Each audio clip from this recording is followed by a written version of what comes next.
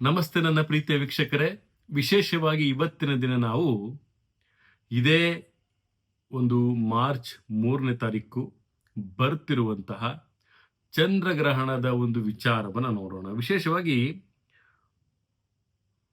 ಪೂರ್ಣಗ್ರಹಸ್ಥ ಕೇತು ಅಂದ್ರೆ ಕೇತುವಿನ ಒಂದು ಗ್ರಹ ಉದಯವಾದಂತಹ ಚಂದ್ರಗ್ರಹಣ ಅಂತ ನಾವು ಇದನ್ನು ಹೇಳ್ತೇವೆ.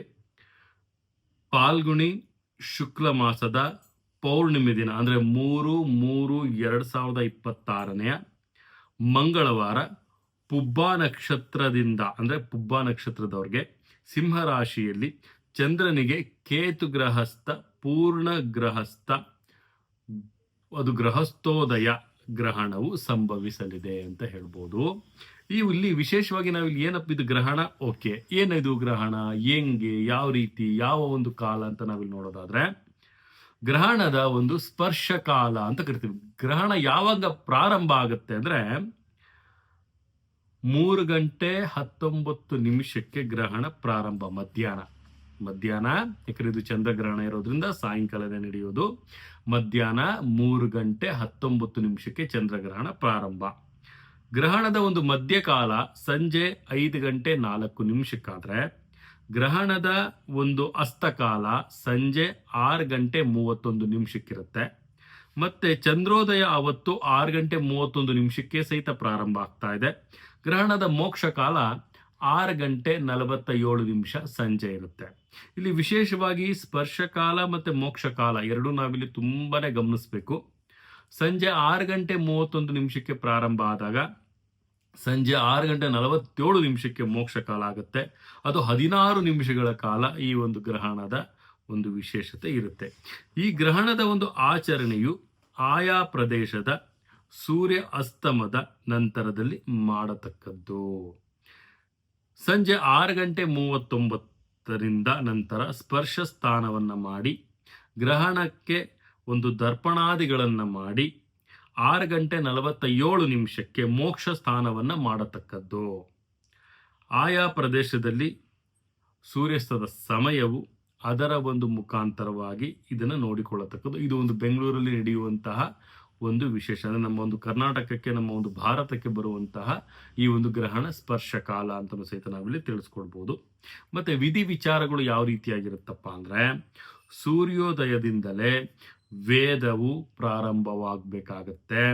ಮತ್ತೆ ಹಗಲಲ್ಲಿ ಭೋಜನ ನಿಷಿದ್ಧವಾಗಿರುತ್ತೆ. ಸಂಜೆ ಗ್ರಹಣ ಮೋಕ್ಷ ನಂತರ ಸ್ನಾನವನ್ನ ಮಾಡಿ ದೇವರ ಪೂಜೆ ನೈವೇದ್ಯವನ್ನ ಮಾಡಿ ಭೋಜನವನ್ನ ಮಾಡಬೇಕು. ಪೂರ್ಣಿಮಾ ಕಾಲ ಶ್ರದ್ಧಾ ಮಾಡುವವರು ಗ್ರಹಣದ ಒಂದು ಮೋಕ್ಷದ ನಂತರ ಶ್ರಾದ್ದವನ್ನ ಮಾಡಬೇಕಾಗತ್ತೆ. ಬಾಲಕರು, ವೃದ್ಧರು ಮತ್ತೆ ಗರ್ಭಿಣಿಯರು, ಸ್ತ್ರೀಯರು, ಅಶಕ್ತರು ಮತ್ತೆ ಅನಾರೋಗ್ಯ ಪೀಡಿತರು ಬೆಳಗ್ಗೆ 11:39 ಒಳಗೆ ಅವರ ಆಹಾರವನ್ನ ಅವರು ಮಾಡಬಹುದು ಅಂತಲೂ ಸಹಿತ ನಾವಿಲ್ಲಿ ತಿಳಿಸ್ಕೊಡ್ಬೋದಾಗತ್ತೆ ನನ್ನ ಪ್ರೀತಿಯ ವೀಕ್ಷಕರೇ. ವಿಶೇಷವಾಗಿ ಇಲ್ಲಿ ನಾವು ನೋಡೋದಾದ್ರೆ ಬೃಂದಾವನವನ್ನವಿರುವ ಸ್ಥಳಗಳಲ್ಲಿ ಗ್ರಹಣದ ಮೋಕ್ಷದ ನಂತರ ಜಲಾಭಿಷೇಕವನ್ನ ಮಾಡಿ 3 ಬಾರಿ ತೀರ್ಥವನ್ನ ಕೊಟ್ಟು ಒಂದು ಗಂಧಾಕ್ಷತೆಯನ್ನ ಹಚ್ಚಿ ಮಂಗಳಾರತಿಯನ್ನ ಮಾಡಬೇಕಾಗತ್ತೆ. ಈ ಒಂದು ದಿನ ಬೃಂದಾವನಗಳಿಗೆ ಪಂಚಾಮೃತ, ಹಸ್ತೋದಕ, ಫಲ, ಸಂಪರ್ಣಗಳು ಇರೋದಿಲ್ಲ ಅಂತಲೂ ಸಹಿತ ನಾವಿಲ್ಲಿ ತಿಳಿಸ್ಕೊಡ್ಬೋದಾಗತ್ತೆ. ಮತ್ತೆ ವಿಶೇಷವಾಗಿ ಈ ಒಂದು ಗ್ರಹಣದಲ್ಲಿ ಯಾವ ಯಾವ ರಾಶಿಗೆ ಶುಭ ಅಶುಭ ಮಿಶ್ರ ಅಂತ ನಾವಿಲ್ಲಿ ನೋಡೋದಾದ್ರೆ ಪುಬ್ಬ ನಕ್ಷತ್ರದ ಸಿಂಹ ರಾಶಿಯವರಿಗೆ ಗ್ರಹಣ ಶಾಂತಿಯನ್ನು ಮಾಡಿಸ್ಬೇಕಾಗತ್ತೆ. ಪುಬ್ಬ ನಕ್ಷತ್ರ ಸಿಂಹ ರಾಶಿಯಲ್ಲಿ ಯಾರಿರ್ತಾರೆ ಅವ್ರಿಗೆ ಈ ಗ್ರಹ ಶಾಂತಿಯನ್ನ ಮಾಡಿಸೋದು, ಈ ಒಂದು ಗ್ರಹಣದ ಒಂದು ಶಾಂತಿಯನ್ನ ಮಾಡಿಸೋದು ಅತಿ ಉತ್ತಮ ಅಂತಲೂ ಸಹಿತ ನಾನಿಲ್ಲಿ ತಿಳಿಸ್ಕೊಡ್ಬೋದಾಗತ್ತೆ. ಶುಭ ಫಲಗಳು ನಾವಿಲ್ಲಿ ನೋಡೋದಾದ್ರೆ ತುಲಾ ರಾಶಿಗೆ, ವೃಶ್ಚಿಕ ರಾಶಿಗೆ, ಮೀನ ರಾಶಿಗೆ ಮತ್ತೆ ಮಿಥುನ ರಾಶಿಗೆ ಶುಭ ಫಲಗಳು ಇರ್ತವೆ. ಮಿಶ್ರ ಫಲಗಳು ನಾವಿಲ್ಲಿ ನೋಡೋದಾದ್ರೆ ಧನುಸ್ಸ ರಾಶಿಗೆ, ಕುಂಭ ರಾಶಿಗೆ, ಮೇಷ ರಾಶಿಗೆ ಮತ್ತು ಕರ್ಕಾಟಕ ರಾಶಿಗೆ. ಅಶುಭ ಫಲಗಳು ಸಿಂಹ ರಾಶಿಗಿದೆ, ಕನ್ಯಾ ರಾಶಿಗಿದೆ, ಮಕರ ರಾಶಿಗಿದೆ ಮತ್ತು ವೃಷಭ ರಾಶಿಗಿದೆ.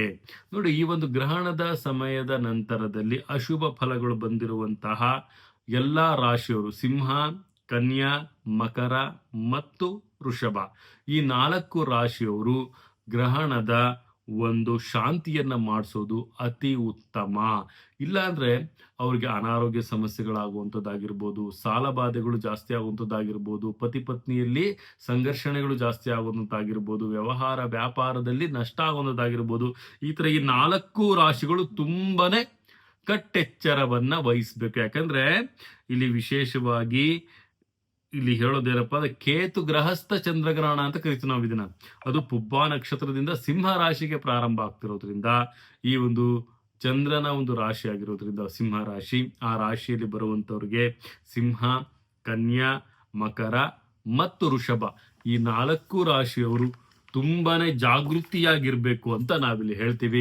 ಇದೇ ರೀತಿ ನಮ್ಮ ಚಾನಲ್ ಅನ್ನ ಲೈಕ್ ಮಾಡಿ, ಶೇರ್ ಮಾಡಿ, ಕಮೆಂಟ್ ಮಾಡಿ, ಪ್ರತಿಯೊಂದು ವಿಚಾರಗಳನ್ನ ಬೆಲ್ ಐಕನ್ ಮುಖಾಂತರವಾಗಿ ತಮ್ಮ ಮೊಬೈಲ್ ನೋಟಿಫಿಕೇಶನ್ ಆಗಿ ಪಡ್ಕೊಳ್ಬಹುದು ಅಂತ ಹೇಳ್ತಾ, ಇನ್ನು ಹೆಚ್ಚಿನ ಮಾಹಿತಿಗಾಗಿ ಇಲ್ಲಿ ಕಾಣಿಸ್ತಿರುವಂತಹ ನಂಬರ್ಗೆ ತಾವು ಕರೆ ಮಾಡಿ ತಮ್ಮ ಸ್ಲಾಟ್ ಅನ್ನ ಬುಕ್ ಮಾಡ್ಕೊಳ್ಳಿ. ತಮ್ಮ ಒಂದು ಸಮಸ್ಯೆ ಪರಿಹಾರ ಭಗವಂತನ ಒಂದು ಆಶೀರ್ವಾದದಿಂದ.